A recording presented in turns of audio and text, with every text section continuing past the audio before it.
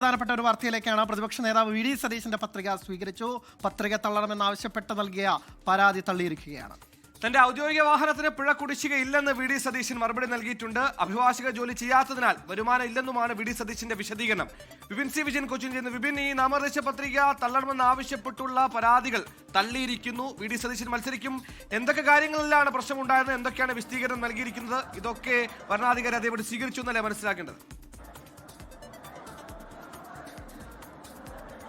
സുഹൈൽ, അനിൽ, ഈ പ്രതിപക്ഷ നേതാവ് വി ഡി സതീശന്റെ ഈ വിശദീകരണം ഇപ്പോൾ വരണാധികാരി മുഖവിലക്കെടുത്തിരിക്കുന്നു. അദ്ദേഹത്തിന്റെ പത്രിക സ്വീകരിച്ചിരിക്കുന്നു എന്നുള്ളതാണ് ഏറ്റവും പ്രധാനമായിട്ടുള്ള വാർത്ത. കാരണം ഇന്ന് രാവിലെ ഈ നാമനിർദ്ദേശ പത്രികയുടെ സൂക്ഷ്മ പരിശോധന വൈകുന്നേരത്തേക്ക് മാറ്റിവെച്ചിരുന്നു. കാരണം പ്രതിപക്ഷ നേതാവ് വി ഡി സതീശനെതിരെ 4 പരാതികളാണ് പ്രധാനമായും വന്നത്. അത് LDFന്റെ അവിടുത്തെ പറവൂരിലെ സ്ഥാനാർത്ഥിയായിട്ടുള്ള E.T. ടൈസൺ മാഷാണ് ഈ പരാതി കൊടുത്തിരുന്നത്. അതിലേറ്റവും എടുത്തു പറയേണ്ടത് അദ്ദേഹത്തിന്റെ വരുമാനത്തിലൊരു വ്യക്തതയില്ല. ഒപ്പം തന്നെ അദ്ദേഹത്തിന്റെ ഔദ്യോഗിക വാഹനത്തിന് പിഴയുണ്ടായിരുന്നു. മറ്റൊന്നുള്ളത് അദ്ദേഹത്തിന്റെ അഡ്വക്കേറ്റ് എന്നാണ് പറയുന്നത്. അങ്ങനെയാണെങ്കിൽ ആ ജോലിയുമായി ബന്ധപ്പെട്ട് ലഭിക്കുന്ന വരുമാനത്തെക്കുറിച്ചൊരു വ്യക്തതയില്ല. സ്വർണത്തിന്റെ മൂല്യം കുറച്ച് കാണിച്ചു എന്നീ 4 പരാതികളായിരുന്നു പ്രധാനമായും പറഞ്ഞത്.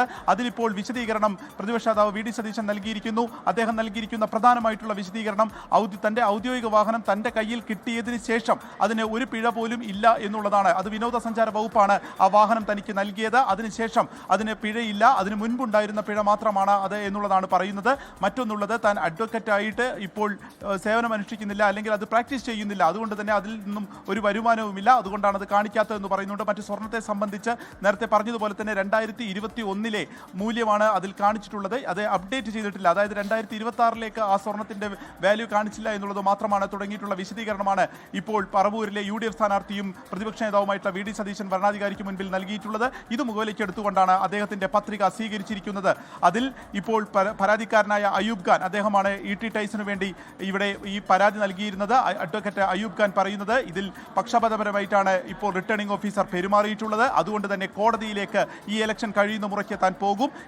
ഇപ്പോഴത്തെ ഈ നടപടി ഇത് കാര്യങ്ങൾ കൃത്യമായി മനസ്സിലാക്കാതെയാണ്. അതല്ലെങ്കിൽ ഈ പിഴയടച്ചോ തുടങ്ങിയിട്ടുള്ള കാര്യങ്ങൾ പോലും പരിശോധിക്കാതെ ഏകപക്ഷീയമായി ഇപ്പോൾ വരണാധികാരി ഒരു തീരുമാനം എടുത്തിരിക്കുന്നു എന്നുള്ളതാണ്. അതുകൊണ്ട് തന്നെ കോടതിയിൽ പോകാനാണ് ഇതുമായി ബന്ധപ്പെട്ട LDFന്റെ തീരുമാനമുണ്ടാകുന്നത്. മറ്റൊരു പ്രധാനപ്പെട്ട കാര്യം സുഹൈൽ, അവിടുത്തെ അപരനായി, അതായത് പ്രതിപക്ഷ നേതാവ് വി ഡി സതീശനെതിരെ അപരനായി മത്സരിക്കുന്ന KB സതീശന്റെ പത്രികയും സ്വീകരിച്ചിരിക്കുന്നു എന്നുള്ളതാണ്.